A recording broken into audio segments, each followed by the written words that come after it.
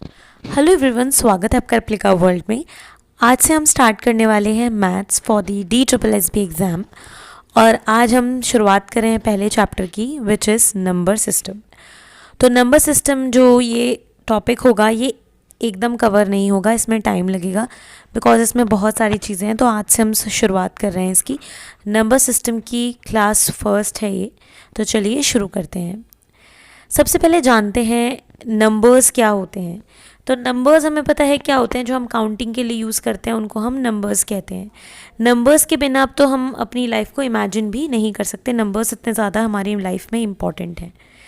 अगर हम नंबर्स की बात करते हैं तो हमें पता है 0 1 2 3 4 5 6 7 8 and so on are numbers. अब इन नंबर्स को हम कुछ सिंबल से दिखाते हैं और उन्हीं सिंबल्स को हम डिजिट्स कहते हैं। तो जो सिंबल्स होते हैं जो हम यूज़ करते हैं लिखने के लिए, जो आप यहाँ पे देख भी रहे हैं 1 2 3 4, ये जो सब हैं ये क्या है, डिजिट्स हैं। तो नंबर्स के सिंबल को ही डिजिट्स कहा जाता है। अब यहाँ पे डिजिट भी दो टाइप की होती हैं, insignificant digit and significant digit. Insignificant digit एक ही होती है, जो होती है 0, और सिग्निफिकेंट डिजिट्स बाकी की होती हैं। तो सारी डिजिट सिग्निफिकेंट होती हैं 0 को छोड़ के।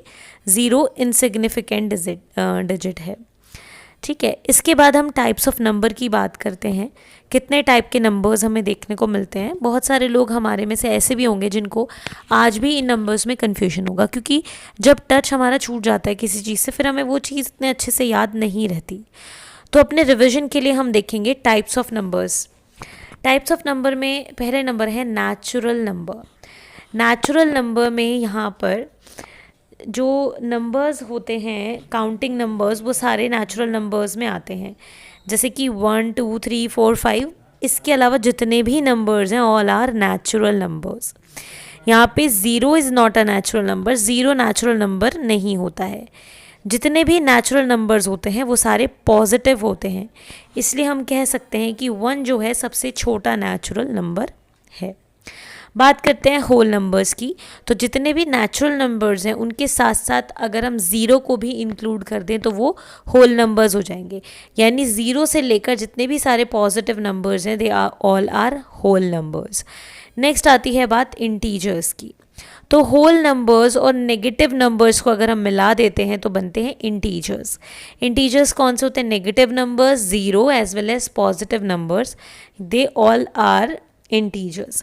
0 जो होता है ना तो पॉजिटिव कंसिडर किया जाता है ना ही नेगेटिव कंसिडर किया जाता है। नेक्स्ट नंबर आ गई इवन नंबर्स। इवन नंबर्स कौन से होते हैं? इवन नंबर्स वो होते हैं जो कि 2 से डिविजिबल होते हैं, ठीक है। Even numbers are numbers which are divisible by 2, ठीक है। इसका एग्जाम्पल है 2 4 6 8 10 12 एक्सेट्रा। ऑड नंबर्स कौन से होते हैं? ऑड नंबर्स वो होते हैं जो 2 से डिवाइडेड नहीं होते, which is not divisible by 2 are odd numbers.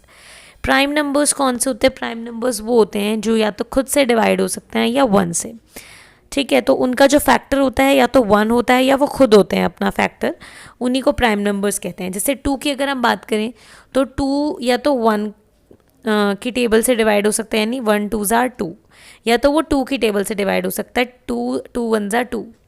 तो मतलब जो खुद से डिवाइड होते हैं या 1 से डिवाइड होते हैं या फिर उनका फैक्टर या तो वो खुद होते हैं या 1 होता है, उनको ही प्राइम नंबर्स कहते हैं।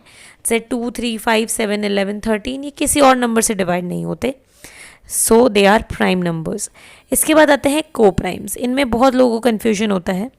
को प्राइम्स ऐसे दो नेचुरल नंबर्स होते हैं जिनका HCF 1 होता है। 2 natural numbers are said to be coprime if there HCF is 1। अगर उनका HCF 1 है तो वो को प्राइम कहलाएंगे, यानी उनका हाईएस्ट कॉमन फैक्टर 1 होता है, इसके अलावा उनका कोई कॉमन फैक्टर नहीं होता। जैसे कि 7 और 9 हो गया, 15 और 16 हो गया, दे आर को प्राइम्स। एक बहुत इंपॉर्टेंट चीज़ है दैट को प्राइम नंबर्स मे और मे नॉट बी प्राइम। को प्राइम नंबर्स जो हैं वो प्राइम हो भी सकते हैं, नहीं भी हो सकते हैं। ऐसी कोई नेसेसिटी नहीं है कि को प्राइम नंबर प्राइम ही होने चाहिए। इसके बाद आता है कंपोजिट नंबर्स। कंपोजिट नंबर्स जो होते हैं नॉन प्राइम नेचुरल नंबर्स होते हैं। They must have at least 1 factor apart from 1 and itself. Composite numbers वो नंबर्स होते हैं जिनमें 1 और खुद के अलावा भी कोई ना कोई फैक्टर होना चाहिए, जैसे कि 4 6 8 9 ये सारे कंपोजिट नंबर्स हैं।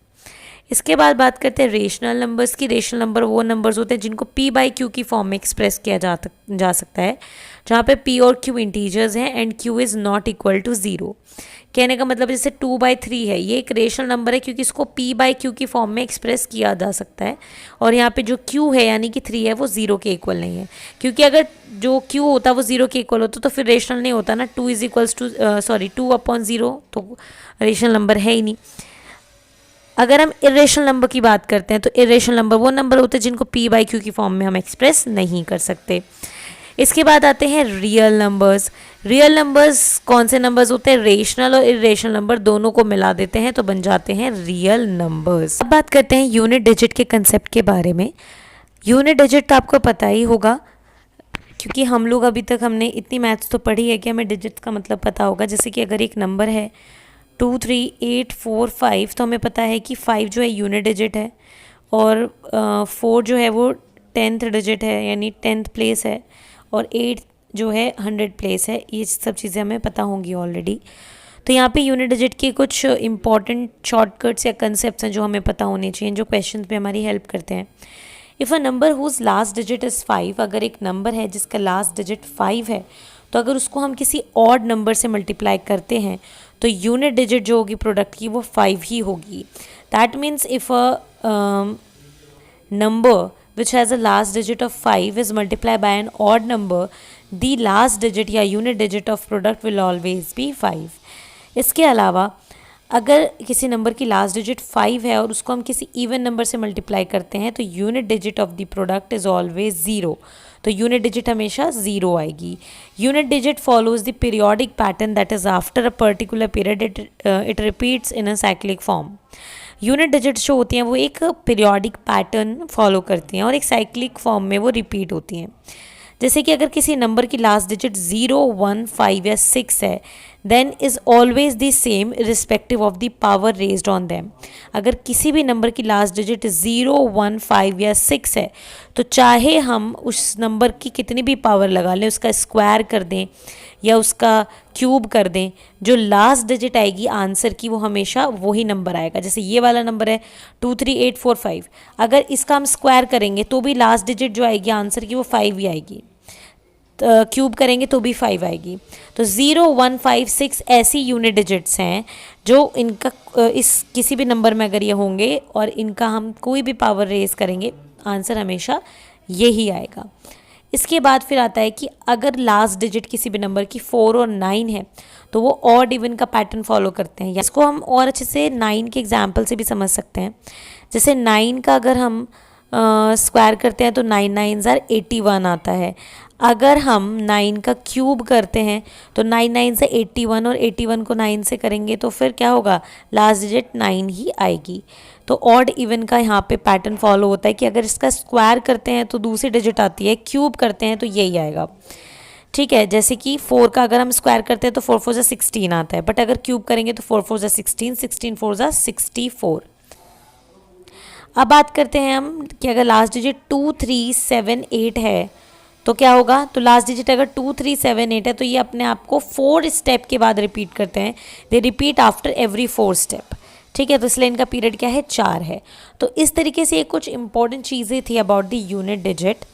तो इस तरीके से आज हमने कुछ चीज़ें डिस्कस की नंबर सिस्टम की।